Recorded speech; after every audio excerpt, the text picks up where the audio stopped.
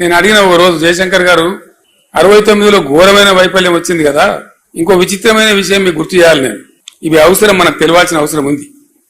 మీరంతా ఈ స్టేజీ పైన కానీ కింద కానీ అతి ముఖ్యమైన నాయకులు ఉన్నారు కాబట్టి ఈ విషయం నేను మీతో పంచుకోవాలనుకుంటా ఉన్నా. 69 ఉద్యమంలో ప్రధానమైనటువంటి అంశం ముల్కీ రూల్స్, చాలా ప్రధానమైన అంశం. ఆనాడు ఉన్నటువంటి యువకులు, చదువుకుంటున్న విద్యార్థులు ప్లస్ ఉద్యోగులుగా ఉన్నటువంటి వాళ్ళు, మన టీఎన్జిఓలు, వాళ్ళు కూడా బాగా హైలైట్ చేసి కొట్లాడిన విషయం ఏంటంటే ముల్కీ రూల్స్. మేము చదువుకుంటే ఏం లాభం, మా ఉద్యోగాలు మాకు వస్తలేవు కదా, తస్కరించబడుతున్నాయి కదా అనేది మేజర్.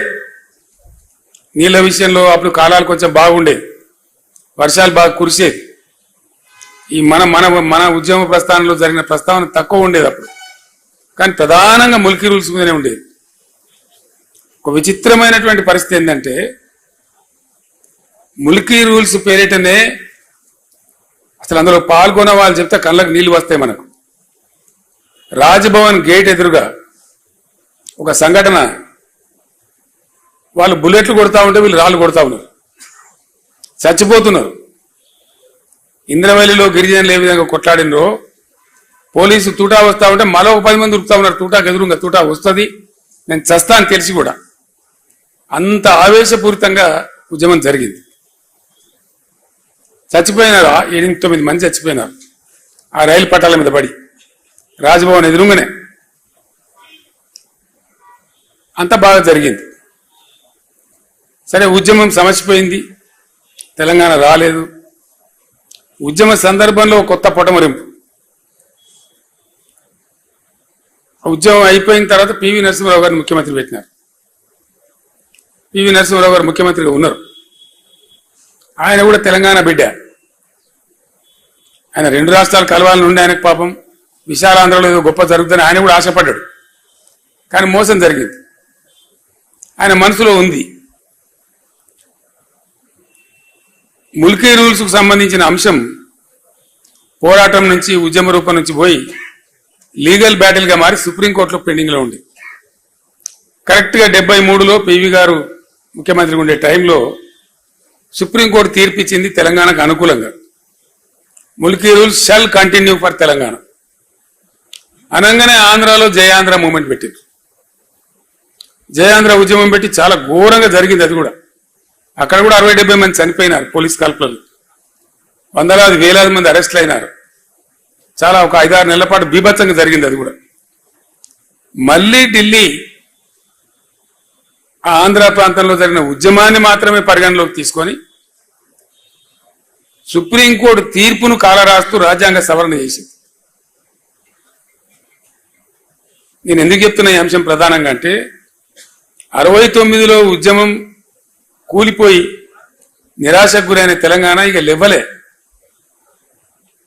ఏ ముల్కీ రూల్స్ కోసమైతే రాజ్భవన్ గేట్ కాడ 8-9 మంది విద్యార్థులు చచ్చిపోయే పరిస్థితి వచ్చిందో, అంత ఆవేశపూరితంగా జరిగిందో, ఒక్క విద్యార్థి కాలేజీ లేడండి, యూనివర్సిటీ లేడు. నేను చిన్న పిల్లవాడిని 9వ తరగతిలో ఉన్నప్పుడు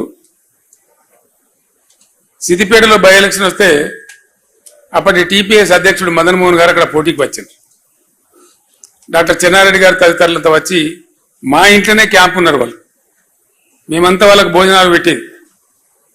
పెద్దలు వస్తే మన ఇళ్లలో జనరల్గా ఇంటి వాళ్ళతోనే వడ్డిస్తాం కదా, అట్లా వడ్డించండి, నా చేయితో వడ్డించండి. నేను చెన్నారెడ్డి గారికి, రాజారాం గారికి, రాజమల్లు గారికి, అంజయ్య గారికి, ఆనాటి చెన్నారెడ్డి గారి ఉద్యమ సహచరులు ఎందరైతే ఉండరో నేను వడ్డించిన వాళ్ళందరికీ. అట్లా జరిగింది. ఆ టైంలో ఉప ఎన్నికలు కూడా గెలిచినారు.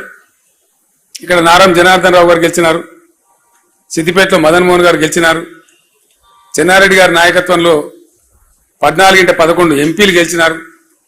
అయినా కూడా ఆనాడు ఉన్నటువంటి ఇందిరాగాంధీ కనికరించలేదు. కానీ మళ్ళీ అదే ఆంధ్ర ప్రాంతంలో ఉద్యమం వస్తే సుప్రీంకోర్టు తీర్పును కూడా కాలరాసి కర్కశంగా రాజ్యాంగ సవరణ చేసి ముల్కీ రూల్స్ రద్దు చేసినారు. రద్దు చేస్తే కలిగిన బాధ ఏంటంటే ఉద్యమ స్వరూపాన్ని మనం ఒకసారి అనాలిసిస్ చేస్తే ఇక్కడ ఎవ్వడు కుయ్యమనిలే కుట్టుకుమనిలే. అంత నిస్తేజం అయిపోయింది తెలంగాణ. అసలు మాట్లాడిన వాళ్ళు లేడు. ఆనాడు ఆమోస్ గారు అని చెప్పి టీఎన్జిఓ నాయకుడు ఉండేవాడు, టీఎన్జిఓ అధ్యక్షుడు. ఆయనను కూడా చాలా భయంకరంగా వేధించినారు. పీడీ యాక్ట్ పెట్టినారు, ఉద్యోగం తీసేసినారు, ఎక్స్పైల్ చేసినారు, నెలల తరబడి జైల్లో పెట్టినారు. కానీ ఆయన రాజీ పల్లె. ఆమోస్ గారు కూడా, ఆయన కూడా గొప్ప పోరాట యోధుడు. టీఎన్జిఓలు నిజంగా చాలా గొప్పవాళ్ళు. ఎందుకోసం అంటే టీఎన్జిఓకు చాలా మందికి తెలియదు ఈ విషయం. బ్యాచిలర్ క్వార్టర్స్ ఉంటాయి కదా మొజాంజాయి మార్కెట్లో, ఆ బ్యాచిలర్ క్వార్టర్స్ కట్టింది ఎవరంటే నిజాం రాజు. ఆ రోజు టీఎన్జిఓలు పోయి అడిగితే నిజాం రాజు ఒక ఆఫీస్ కేటాయించినాడు. ఎక్కడ? Bachelor quarters. ఇప్పుడు కూడా ఉంది ఆ ఆఫీస్ టీఎన్జిఓలకు. గాంధీ భవన్ పక్కన ఉండే ఆఫీస్ అని అనుకుంటారు చాలా మంది తెలియక. ఈవెన్ నౌ టీఎన్జిఓలకు ఆ కార్యాలయం ఉంది.